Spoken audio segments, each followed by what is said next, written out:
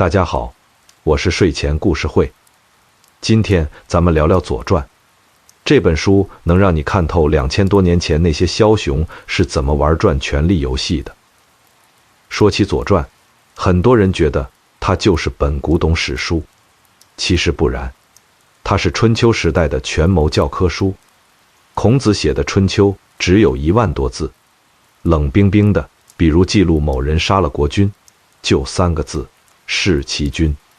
但《左传》用18万字，把这3个字背后的阴谋、背叛、绝望和血腥全给你铺开了，就像看一部高清纪录片。它不光记录历史，更像在给历史做道德审判。要读懂《左传》，你得先明白一个词：礼。西周刚建立那会儿，整个社会就像一台精密仪器。周天子是老大，他把地盘分给亲戚和功臣，大家各安其位。那时候的礼不是客套话，而是整个社会的操作系统。你穿什么衣服，用几个鼎吃饭，甚至打仗都得按规矩来。但到了春秋时期，这套系统彻底崩了。公元前771年，周幽王因为烽火戏诸侯，把西周玩完了。周平王被迫搬到洛邑，名义上还是天子，实际上地盘缩水到只有1个县那么大，没钱没兵。这就好比一个威严的家长突然瘫痪了，还身无分文。这时候，那些手握重兵的诸侯国心思就活泛了。《左传》里常说礼崩乐坏，听着挺抽象，我给你拆成3层看。第一层，血缘纽带断了，原本大家都是亲戚，讲究长幼有序，现在为了地盘和人口，哥哥能毒死弟弟，儿子能放逐母亲。《左传》开篇讲的郑伯克段于鄢就是这种亲情扭曲的典型。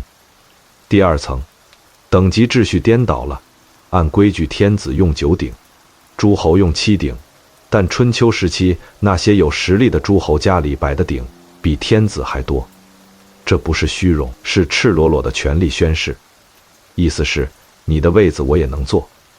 第3层，战争规则流氓化了。早期的春秋战争像武装体育比赛，双方约好时间地点，主将先敬酒，对方战车坏了你还得等人家修好再打。但后来竞争激烈了，大家开始玩偷袭、诈降，大规模杀伤，从点到为止变成了你死我活。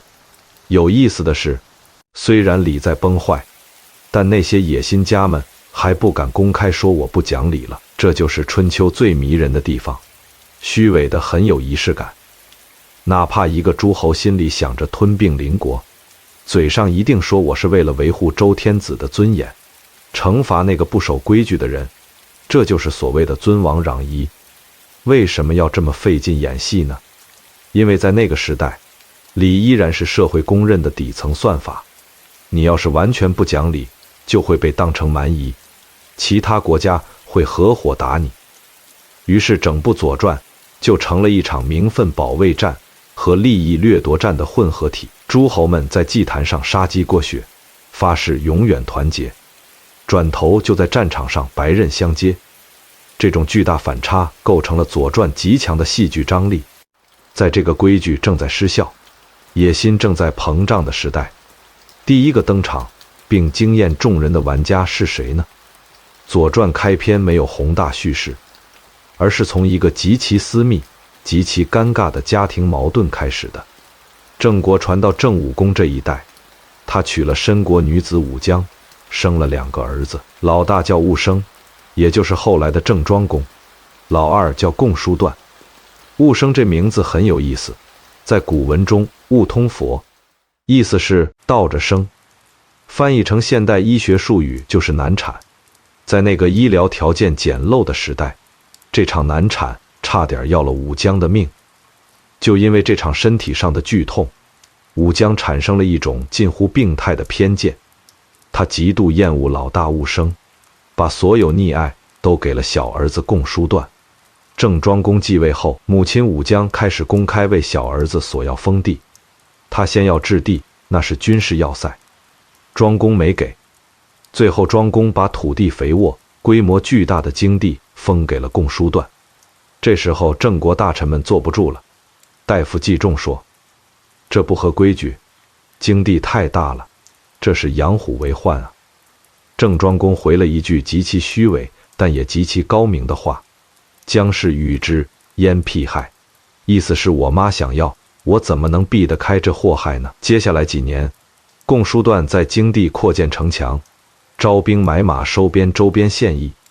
大臣们一次次劝庄公出手，庄公却像没事人一样，只说了那句流传千古的名言：“多行不义必自毙，子姑待之。”这里我们要拆解郑庄公的底层逻辑。如果他提前动手，在道德层面上他是残害胞弟的不孝之子，但如果他等弟弟把坏事做绝，把反状做实，他就是大义灭亲的圣明君主。他在等一个机会，等弟弟把所有政治资本和道德资本全部透支干净。这种战术在现代职场或商战中被称为捧杀，给你足够权限，让你在自我膨胀中走向毁灭。终于，共叔段发动了叛乱，准备内外夹击。早已布好局的郑庄公雷霆出击，共叔段兵败自杀，逃亡国外。紧接着，庄公把那个一心想害自己的母亲武姜软禁到郢地，并发出毒誓：“不及黄泉，无相见也。”但没过多久，庄公后悔了，不是因为他突然变孝顺了，而是因为他发现，作为一个志在称霸的君主，放逐生母是一个巨大的政治污点，会让他失去道德高地。这时候，聪明的颍考叔出现了。他利用纯孝的名义给庄公出了个主意，挖一条深邃的地道，直到挖出泉水，在那儿见面，不就是黄泉相见了吗？于是庄公和母亲在地道里完成了和解，这在中国历史上被称为黄泉见母。这里的权力伦理极其精彩。庄公的伪善，他需要一个台阶下，颍考叔给了他这个台阶。权力的傲慢，所谓的誓言，只要通过技术性手段挖地道就可以被完美规避。郑庄公凭什么被称为春秋第一小霸？因为他在那个礼崩乐坏的初级阶段，率先掌握了以实力为核心，以礼仪为幌子的生存法则。他不仅能搞定家务事，在国际上他更是个刺头。周天子想削他的权，他就派人去抢收周天子的庄稼。周天子带兵来打，他不仅打赢了，还射中了周天子的肩膀。但他最厉害的地方在于，射中天子后，他当晚就派人去慰问，给了天子一个面子。他是知面子可以给，但里子、土地和权力绝不能放。郑庄公的故事告诉我们，春秋时代的序幕是由实用主义拉开的。对内，他用捧杀消灭政敌，用黄泉见母修复人设；对外，他用射奸后卫维持平衡。他是那个时代最清醒的现实主义者。他撕开了温情脉脉的周礼面纱，露出了血淋淋的权力本位。郑庄公虽然厉害，但他终究只是小霸，他的格局仅限于维持现状。那么真正能称得上霸主，能建立一套维持100年国际秩序的大格局领导者又是谁呢？下面我们将迎来春秋史上最著名的2位顶级偶像，齐桓公与晋文公。齐桓公江小白的故事是从一次谋杀开始的。当年他与公子纠竞争王位，公子纠的幕僚管仲曾一箭射中江小白的带钩，差那么一点点，齐桓公就命丧黄泉。但齐桓公继位后，做了件让所有人跌破眼镜的事，他不仅没杀管仲，还封他为仲父。齐桓公明白，杀一个仇人只能泄私愤，但重用一个天才却能赢得天下。管仲给齐桓公规划了2条腿走路的战略：内修，搞贸易战和经济特区；齐国靠海，管仲就搞盐铁官营，鼓励贸易，让齐国迅速成为春秋时代的金融中心。外见提出尊王攘夷，这4个字是顶级的外交包装。名义上尊重快破产的周天子，实际上是以天子的名义号令诸侯，打击不听话的少数民族武装。齐桓公的霸业本质上是专业的人做专业的事，他负责出面当偶像，搞外交；管仲负责在后台跑系统，做增长。如果说齐桓公是含着金钥匙的富二代，那晋文公重耳则是拿到了史上最惨的剧本。因为晋国内乱，43岁的重耳被迫在国外流亡。他带着一帮兄弟像乞丐一样流窜在各个诸侯国之间，在魏国他没饭吃，只能管农民要。结果人家给了他一筐土。在曹国他甚至被曹共公偷看洗澡，只因为人家好奇他的肋骨连成一片。这是《左传》中最动人的部分，它记录了一个中年男人的狼狈，也记录了这些狼狈如何磨练出一个霸主的意志。重耳流亡时身边跟着赵衰、胡衍、贾佗等顶尖人才，为什么这些精英愿意跟着一个老头在荒原里吃土19年？因为重耳有极强的人格魅力，他能听进逆耳忠言，且在极度匮乏中依然保持着贵族的风度。流亡到楚国时，楚王问他，以后你回国了，怎么报答我？重耳说，如果咱俩开战，我先退避三舍，退后90里。后来城濮之战，他真的兑现了诺言，这不只是诚信，更是心理战。我退是因为我信守诺言，你打是因为你不讲道义。为什么《左传》如此推崇齐桓晋文？因为他们建立了一套基于信用的国际秩序。在他们之前，诸侯之间是纯粹的弱肉强食；在他们之后，大家发现，只要遵从霸主定的规矩，小国可以不被灭，大国可以名正言顺地收保护费。《左传》不仅写他们的辉煌，也写他们的落幕。齐桓公晚年宠幸小人，最后饿死在宫中，尸体生蛆都没人管。晋文公虽然霸业长青，但晋国最后也陷入了卿大夫夺权的怪圈。这给听众留下了一个深思：制度如果依赖于某个明君的个人修为，那么当明君老去时，秩序又该如何维系？看完了霸主们的硬实力博弈，接下来这一章我们要进入一个更精彩、更优雅的领域。在《左传》记载的那个时代，有一个非常奇特的现象：两国军队已经摆好阵势，剑拔弩张了，但只要对方派来一个使者，说了一番极其体面、逻辑缜密的话，统帅竟然真的会下令撤围。这难道是古人太天真吗？当然不是。春秋时期的外交辞令本质上是一种利益对齐的高级博弈，它的底层逻辑是：我不需要求你怜悯我，我只需要告诉你，如果你打我，你的损失会比收益大得多。其中最著名的一个案例就是烛之武退秦师，背景是秦国和晋国联手把郑国围得水泄不通。郑国危在旦夕，老臣烛之武临危受命，连夜吊着绳索爬出城墙去见秦穆公。他的说辞堪称职场沟通的顶级教科书，一共分3步走。第一步，示弱与共情。他一上来不求饶，而是说郑国灭亡了对您秦国是有好处的，那您就灭吧。这一句先卸下了对方的心理防御。第二步，利益剥离与离间计。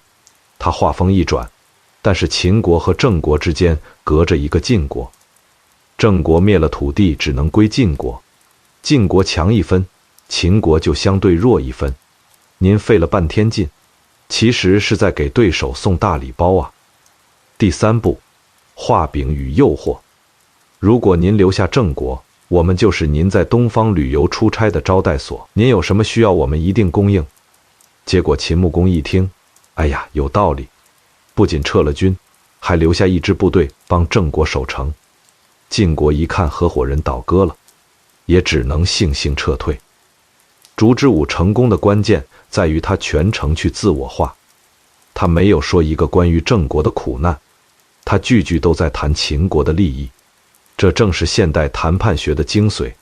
想要说服别人，请先站在对方的账本前算账。如果说烛之武靠的是利诱，那么郑国的另一位名将子产靠的就是以礼治人。有一次，子产去晋国朝见晋平公，晋平公傲慢，借口有丧事不肯接见。子产二话不说，直接指挥随从把晋国宾馆的围墙给拆了，把车马行李拉进去。晋国人怒了，你这是搞破坏呀！子产理直气壮地回了一篇满分作文。以前我们来朝见，宾馆像家一样安全宽敞，现在你们宾馆修得像监狱，大门窄得进不去，庭院里全是荒草。我们带了这么多礼物，如果不拆墙搬进来，万一丢了或者坏了，那是我们的罪过还是你们的失礼？晋平公听完，不仅没生气，反而羞愧难当，立刻道歉并重修宾馆。子产抓住了一个核心，你是霸主，你要讲理。如果你不讲理，你的霸权就失去了合法性。子产用一种极端的行为逼迫对方回到规则框架内对话。春秋时代的外交家们证明了一件事，在暴力的森林里，文明的语言依然可以是一道防线。这种舌尖上的战争体现了那个时代对智慧的崇拜。即便我们要吞并你，我们也尊重那些能用逻辑和文采说服我们的聪明人。不过外交辞令虽然能救一时之急，但如果国家内部的根基烂了，再好的口才也救不了命。接下来我们要进入《左传》中最惨烈也最令人唏嘘的终章——吴越争霸。在《左传》的前半段，国家之间的战争大多是为了争个高下，输了的交点保护费，政权依然保留。但到了末期的吴越争霸，游戏规则变了，不再是求名，而是索命。这场大戏的核心是两个被复仇驱动的男人，一个是吴国的伍子胥，一个是越国的勾践。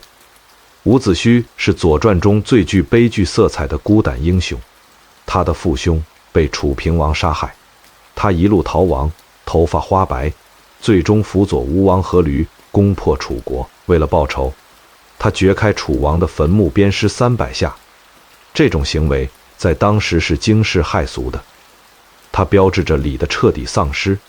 伍子胥开启了一个先例，为了个人的恩怨，可以不计后果地摧毁一切传统底线。他在吴国辅佐阖闾，几乎把吴国推向了巅峰。但这种建立在极端仇恨上的强大本身就是脆弱的。当吴王夫差开始沉迷于霸主的虚名，伍子胥那刺耳的谏言就成了催命符，最终他被赐死。死前他要求把眼睛挖出来挂在城门上，要看着越国军队灭掉吴国。如果说伍子胥是火，那么越王勾践就是冰。夫差在会稽山围困勾践，勾践本可以选择像贵族一样尊严的死去，而是选择了最卑微的生存方式，给夫差当马夫，甚至传闻中尝夫差的粪便来诊断病情，这就是著名的卧薪尝胆。但我们要穿透这个励志故事，看到背后的冷酷逻辑。对己，他能把自尊心彻底粉碎，像虫子一样活着。对人，夫差释放他回国后，他表面上年年送礼，送美女西施，实际上在后方进行着一种恐怖的社会动员。全国上下不生孩子不罢休，只为储备兵源。公元前473年，勾践终于灭掉了吴国。夫差自尽前遮住了自己的脸，因为他无颜见伍子胥。而勾践赢了之后做了什么呢？他立刻杀掉了功臣文种，逼走了范蠡。这是《左传》给我们留下的最冷峻的思考。当一个人为了成功可以忍受常人不能忍的屈辱时，他的心已经高度异化了。他不再相信任何人，不再遵守任何礼。勾践的胜利标志着那个温文尔雅的春秋时代彻底落幕，那个信奉兵不厌诈、唯胜利论的战国时代正式开启。听完了《左传》中这些惊心动魄的故事，我们不能仅仅把它当成故事听。清代大才子刘熙载曾说，《左传》最厉害的地方在于它写出了因果。如果我们要从这部万世史学名著中提炼出几条可以指导现代生活的底层逻辑，我认为是以下3点。第一，预判思维，细节里的蝴蝶效应。左传中有一种神奇的能力，叫观人术。书中的智者往往能通过一个人吃饭的姿势、说话的语气，或者一次微小的礼仪疏忽，精准预言一个国家的灭亡或一个人的死期。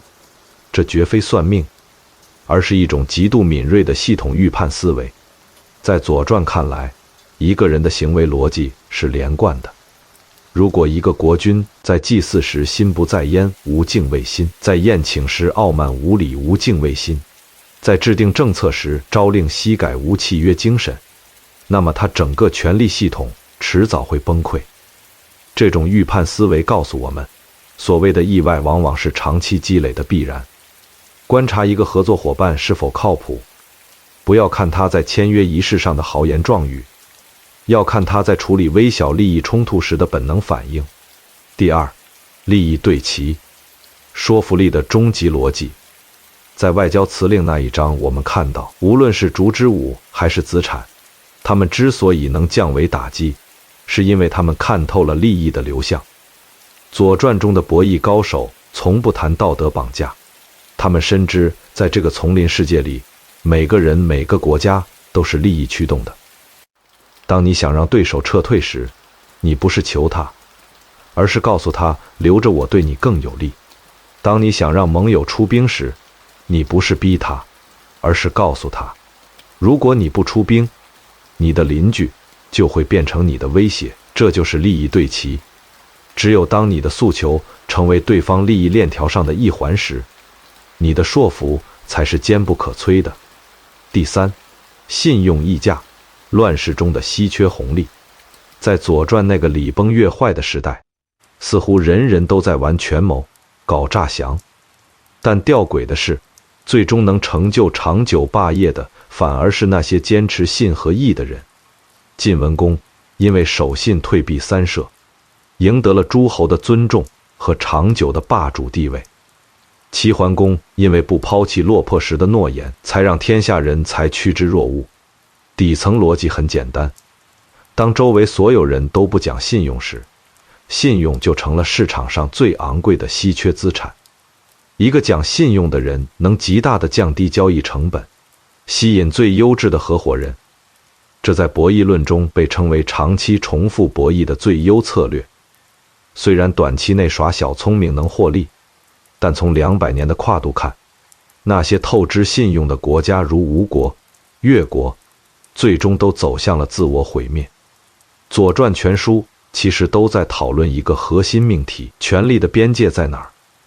郑庄公虽然赢了弟弟，却输了名声；夫差虽然赢了战争，却输了国家。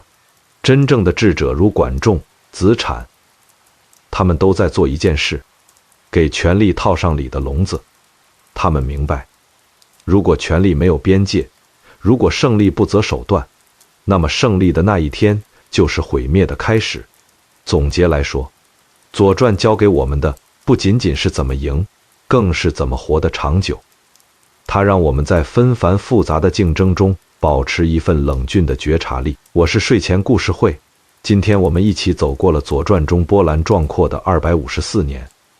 我们看了郑庄公的隐忍，齐桓公的宽容，晋文公的坚毅，也看了那些外交家们在剑拔弩张间的优雅。或许你会问，这些2000多年前的古人，这些早已化为尘土的兴亡，对今天的我们到底意味着什么？我觉得读左传最大的意义是让我们获得一种审视历史的广角镜头。在左传的世界里，没有绝对的胜者，再强大的霸主也会老去，再精密的权谋也有破绽。它不仅仅记录了权力的更迭，更记录了人在极端环境下的反应。它告诉我们，一个人的底牌是他的智谋，但一个人的底色是他的风骨。在这个瞬息万变的时代，我们每个人其实都生活在自己的小春秋里。我们面临竞争，面临抉择，面临背叛与诱惑。当你在利益面前动摇时，想想晋文公的退避三舍，当你在困境中想要放弃时，想想重耳19年的风霜；当你觉得自己无计可施时，想想烛之武如何在深夜爬下城墙。《左传》里有一句话，虽然质朴，却重如千钧，信国之宝也。对于个人而言，德行和信用就是我们在这个不确定时代中唯一的确定性。最后我想说，读史不是为了记住那些枯燥的年份，而是为了在看透了人性的阴暗与权力的残酷后，依然有勇气选择做一个正直、体面且有温度的人。好了，今天的《左传》就讲到这里。我是睡前故事会，咱们下期再见。请闭上你的眼睛，开始入眠。晚安。